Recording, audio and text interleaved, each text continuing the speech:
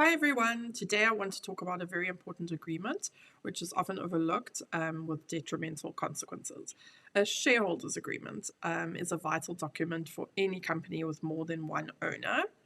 And the shareholders agreement is an internal, legally binding contract that sets out all the rights, responsibilities, and obligations of each shareholder and provides a framework for how the company will be run.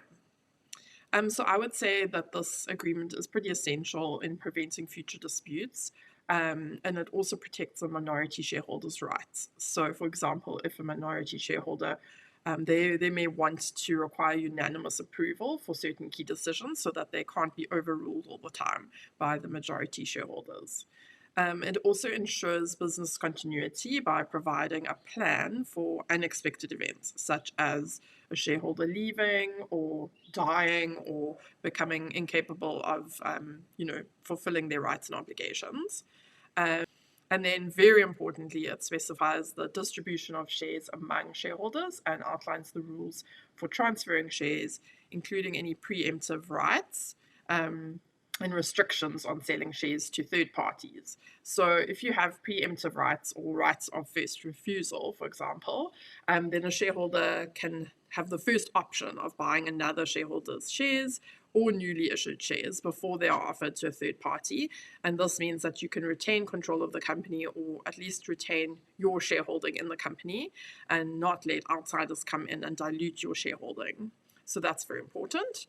And then it also covers the management and decision-making in detail, all the decision-making processes, the roles and responsibilities of the directors and the shareholders, which of the shareholders is going to actually be running the company on a daily basis, which of the shareholders is just there for the money, as a sort of silent partner, if you will. It sets all of that out. Then it also sets out how the profits are distributed in the form of dividends, how often a dividend is going to be declared, and how much can be distributed to the shareholders. Is there a portion that must be held back for the costs of running the company?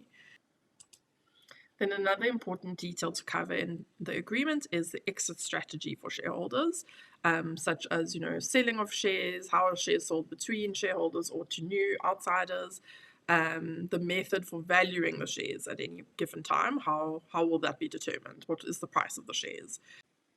And then you can also include a confidentiality clause and a non-compete clause to ensure that all shareholders keep the company's business confidential and any internal discussions confidential, and that they don't then leave the company and take the IP across to a new company or a competitor. The important thing to regulate is shareholder loans.